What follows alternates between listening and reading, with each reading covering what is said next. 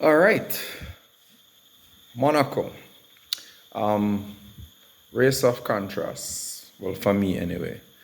Um, a lot of people complained, and I think with merit, that it was a boring race or whatever. But I and I agree to an extent that the racing, the on track action was woefully inadequate.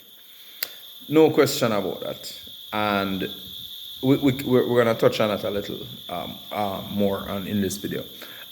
This video, in fact, I'm going to not dwell too much on the overall results throughout the field because it was kind of more of the same in terms of the lower half of the field.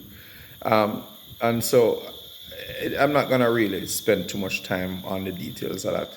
I'm just going to touch on the salient points, what I consider to be the highlights, and maybe some of the lows. So, first of all, Charles Leclerc, great victory, well deserved, very emotional. Not just a home race scenario. I mean, I don't know how many people really are aware of the history of Leclerc and this race and what has happened to him in the past with it, and a number of the other external factors like his father dying in 2017 and him kind of making a deathbed promise about being in F1 and winning and so on, and losing a good friend of his, Antoine Hubert, to an accident in I think it was F2, and then Jules Bianchi, I should say, who was his godfather, I think, actually, losing him in F1. A lot of emotions, a lot of things going along there, and his own personal struggles with this race, being on pole a couple of times but not being able to start on the pole. A lot of pit errors from Ferrari, all kind of foolishness that has, and his own mistakes, I guess, under pressure.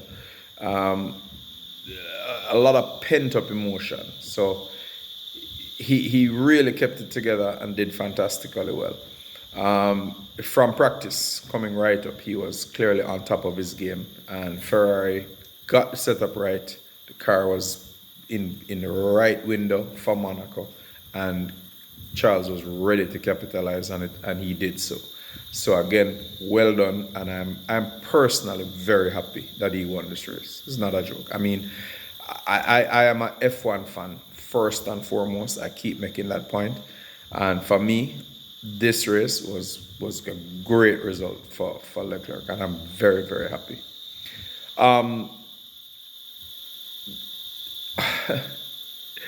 I think Piastri drove fantastically well as well. Fast, did what he needed to do. Sainz similarly didn't get on top of the handling at the beginning, and I think Leclerc is just a faster guy than him, lap for lap. I mean, it's just, if you put the two of them in the same car, put them on the same track, I think Leclerc will ultimately be faster than him. Will Leclerc be more consistent? Will he be as good as a strategist if facing adversity during a race? Is he able to think on his feet, make good decisions, put his point across to his pit crew of what he wants to do and so on? Maybe not as effective as Sainz in that regard, so maybe not as well rounded as a total driver package. But in terms of sheer speed, there's no question that I think Leclerc is faster than Sainz, and it shows. I think Norris is good and ultimately probably better than Piastri at this point, but Piastri had his measure in this race, and as I have said before, Norris needs to up his game, frankly, because Piastri is clearly fast and getting faster as he learns. Verstappen, Russell, the rest of the crew, basically. Hamilton, going down the line. Red Bull obviously did not get this setup right. It's not, well, I don't think in this case it was a setup issue like what they had in say Miami or you know, it not quite, or even at Imola, not quite the same issue. I think in this case it was more a situation of the car simply not doing well over bumps and them just basically doing the best with what they had. Again, similar to Imola, we see where when the car is not optimal, whether by design baked in or by setup flaws, Verstappen is still able to extract reasonable performance from it. If you look at how he was in qualifying, he was actually pretty close. He probably would have been second. I don't think he would have been beaten Leclerc, but he probably would have been second if he hadn't made the error by hitting the wall. So I think he's still able to extract speed from the car even when the car is not optimal, and this time it definitely wasn't. Perez, again, nowhere. Literally nowhere. I'm starting to sound a bit like a broken record, I think, when I say that if Perez does not improve, Red Bull is going to struggle to win the Constructors' Championship. And if that happens, or possibly even before that happens, before they allow that to happen, Perez is going to be shown the door. And deservedly so. So I think it's now really up to him. If he can't get more out of the car than what the car is doing, than what he is now, he needs to make way for somebody who is going to push the limits a little more. So we'll see. We'll see. That's a big question mark, but we'll see. I think that Ferrari and McLaren have clearly shown the improvements that they've made. These are real, these are genuine, these are not just track specific. These are real. Whereas I think the Red Bull's deficit in performance is track specific and I'm reasonably sure that even though Canada is fairly bumpy, Red Bull is going to be a much better showing from them with Verstappen and the car in Canada. I think it will just kind of return back to where it was before, where he's going to win. Maybe not the same margin, but he's going to win. Clearly, Ferrari and McLaren have made a step. You know, their pace on this track is not because of this track. It's because they're genuinely fast. And that's an ominous sign for Red Bull in terms of the Constructors' Championship. The fact is, Red Bull has to start scoring. Both drivers need to start scoring points to make sure that Red Bull wins the Constructors. And right now, I'm not seeing that. The Ferrari in particular, the tires, man, I mean, what I saw there, that race, how the tires lasted is remarkable. Now, we're going to touch on, when we talk about the race itself, we're going to touch on that, the tires and how that impacted on a number of things in terms of race pace. But generally speaking, the Ferrari clearly has fantastic, you know, the way how it deals with the tires now is dramatically better than before. And it allows the drivers to extend their stints and push. So those are kind of the good points for me, that Leclerc won and that Ferrari and McLaren are, you know, showing massive improvement, and that Red Bull shows that the RB20 isn't as all-conquering as we think, and that on certain tracks it's going to struggle.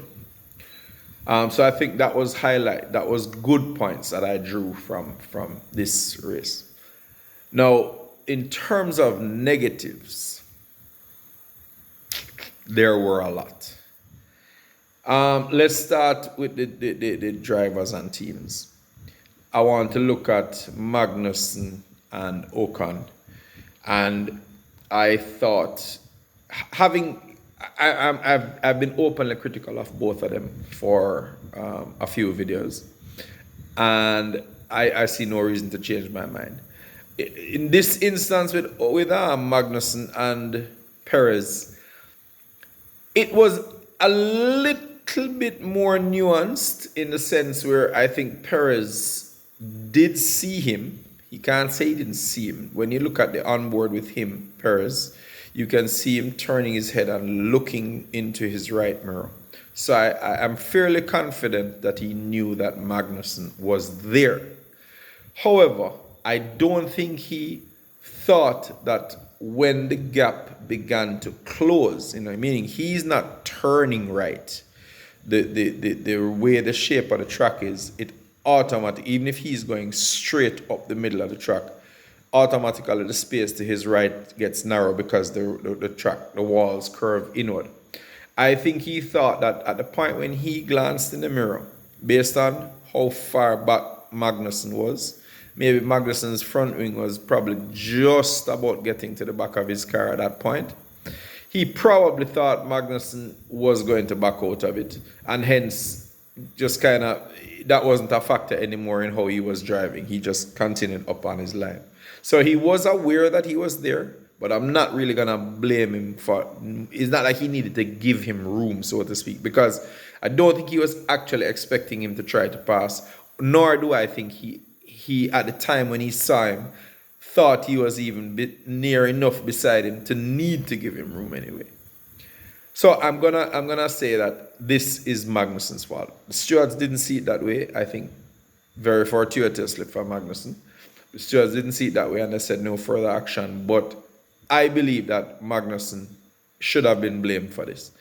There is no way that you could see that gap and think that that gap was going to remain. It's just not going to happen, right? The fact is that gap was going to get narrow because Perez is going in a straight line to get the fastest line up the straight, because it's a zigzag and he's going to straight line it right along to get the shortest distance between 2 points in a straight line. So that's what he's going to do. And you're coming from far back. It's not like he was beside him coming out of the corner to come onto the straight. He had just managed to get ahead of his teammate of Hulkenberg, and he's just now attacking Perez when the straight started. So he certainly wasn't up beside him in any way. So I am going to blame Magnussen for that. That guy he's a mess. He's a menace and a mess, and I actually think he's dangerous to the rest of the competitors. Ocon, I'm on record as saying I don't like him. Yeah, he can drive sometimes, but he's erratic, he's aggressive, and in some cases, unnecessarily and stupidly so. In this case, that was just an utterly nonsensical move. Gasly had nowhere to go. In fact, Gasly was right up against the barrier. Basically, there's nothing Gasly could have done any differently. And when you're fighting with your own teammate and it's going to take them out. Now, if you know the history with Ocon, he's taken out a few of his teammates in the past, quite a few, Alonso and a couple others. I mean, come on, man. This dude, and his own team manager essentially said it publicly, which I wasn't so impressed with. Actually, I don't like that guy, Bruno Famin. I think even though I don't think Otmar Safnauer was that great, I think Famin did a number of things to undermine him to get control of the team. And now that he's controlled it, he's nowhere. He's going backward, in my opinion. And so I don't really have a lot of sympathy for him. But clearly, he was pissed off enough that he said publicly on some French TV channel that Ocon was not only wrong, but that he was going to suffer some consequences for that. That's a pretty strong thing to say for a team principal who tends to have to measure their words a little and not seem to be choosing sides. He was pretty angry, and rightly so. I thought Ocon was just outrageous and should suffer some consequences for that. I thought that the Mercedes, again, I don't know, they're fast in practice. Not hopeless in the race, but they just don't seem to be able to maintain the pace that they have in practice coming up. As the weekend progresses, they just seem to go further and further and further back. I don't know what's going on there. I think Again, I've said this a couple of times. I think Mercedes is lost. I think they're literally just throwing stuff at the car in terms of parts and strategies and setups in the hope that something works. They don't know why the car is slow when it is slow. They don't know why it's fast when it is fast. They're clueless. And so they're just in no man's land, and I think they're really just waiting for the 2026 regulation to change, in the hope that they'll have an engine that can put them back into a 2014 scenario where they have a horsepower advantage and they don't have to worry about the chassis. I actually think that that's genuinely what is happening at Mercedes now. They're literally just biding their time until 26 till they can get a horsepower advantage. I don't see it as any different. I think it's literally just a repeat of 2014. Again, as I said, the rest of the teams just were all over the place. I'm not gonna really go into too much of it.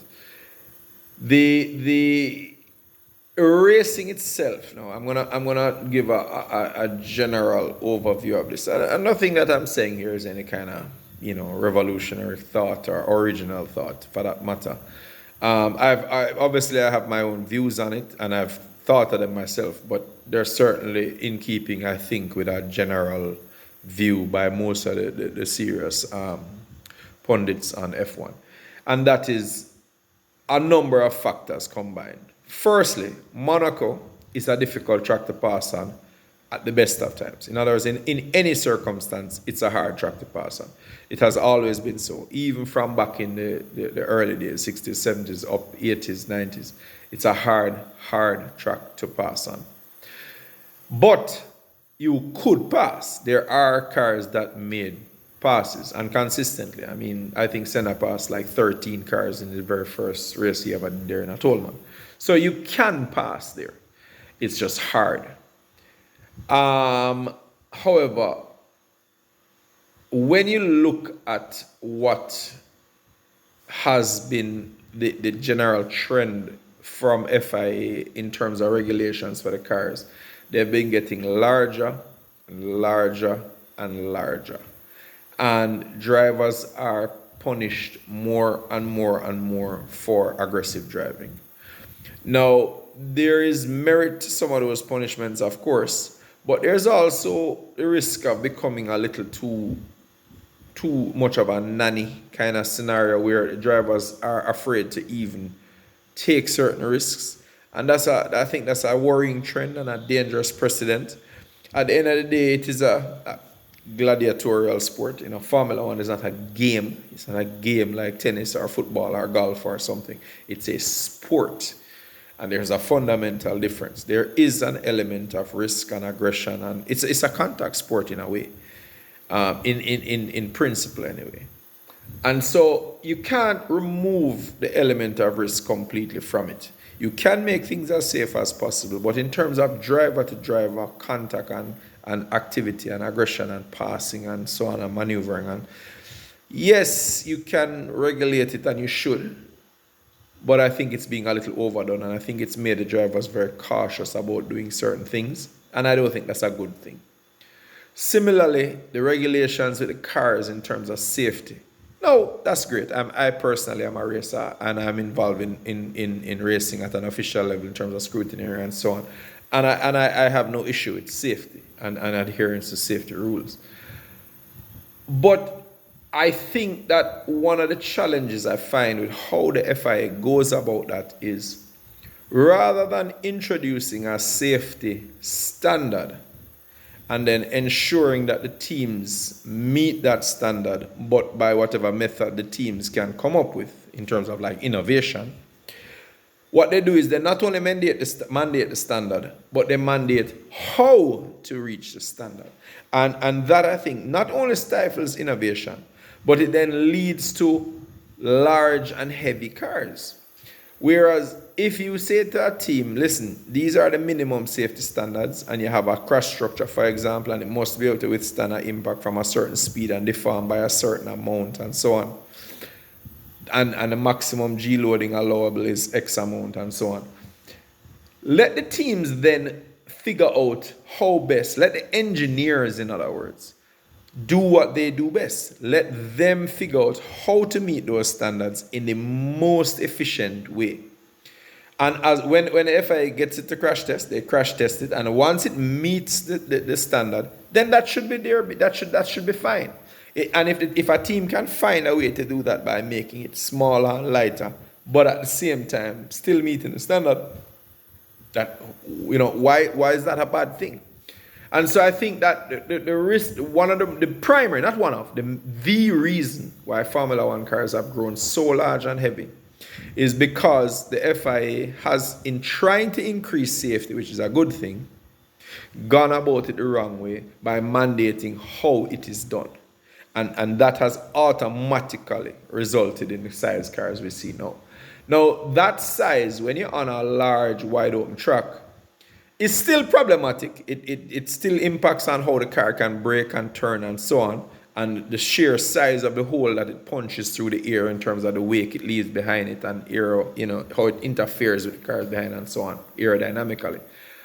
But on a narrow track like Monaco, which is tight, then it becomes literally like you're driving a dump truck. It's like a big truck in the middle of the road, and passing is almost impossible. Or if you do try to pass, it's almost as if you're inevitably going to hit something. You're either going to hit a barrier or you're going to hit the person you're passing.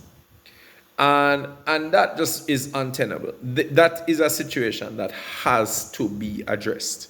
Now, you notice I'm not being overly critical of the race of Monaco itself, because I think it has a place. I might be in the minority with that. I actually like the race. I like the track. I love the environment. I think it's good for the sport. I think it harkens back to an era which is what the origins of F1 are all about. It's supposed to be the pinnacle. It's supposed to be glamorous. It's supposed to be expensive. It's really the top. It's the highest level of motorsport. So it's called F1. Right? In other words, it is number one. It's the number one. It's top. And so Monaco has a role to play. But it only will work if the rules allow for cars that make sense at Monaco. And I don't think that's happening now. And I think that that's one of the critical things that the FIA will need to address. To sum up, I'm going to say that I think for the rest of the year, we're going to see closer racing. I think we've had now 4 winners in 8 races. I think we're going to see closer racing. I think it's safe to say that for the last couple of races, the RB20 has not been the fastest car or the best car. Yes, Verstappen has still managed to win a couple of the races. He pulled out a second place and a win, and then now a 6th. Not terrible results, good results. But he's really had to work for it in some cases. And I think it's safe to say that the gap is narrowing, which as I had alluded to in the previous video, is what is expected as we move towards the end of a set of regulations. The rest of the teams are catching up, and the people who had gotten it right in the beginning have a limited amount of ceiling to improve. So I think we'll see better racing as the year progresses. I still think ultimately Red Bull will prevail. Certainly I think Max will prevail, because I think the rest of not the rest, all of them, but the majority of the tracks will still give Red Bull an advantage, or at the very least put them on par with the other cars. And I think Max's abilities can overcome a similar car. In other words, I think Max is fast enough that if Leclerc and Piastri or Norris has the same pace as him, he's able to prevail still over them. In most cases, not in every case, of course, but in most cases, I think he'll still get the better of them. I think he does have that ability. And I think he also has that consistency, that lack of mistakes and that consistency. So I think he'll still win the championship. But I think in terms of the constructors, as I said, it's wide open. Perez is not going to be there to back them. And I think Norris and Piastri are both very good drivers. And I think Sainz and Leclerc are both very good drivers. The fact is that the driver pairings of McLaren and Ferrari are currently stronger than the driver pairing at Red Bull. And so if the cars are on par, Red Bull is going to suffer. And remember, it's critical. There's a lot of races in this season. There's a lot of time left for Ferrari and McLaren to make up whatever points deficit. Right now, they're not that far off. And Leclerc is not that even far off of Verstappen in the Drivers' Championship. So I think it's going to be quite interesting.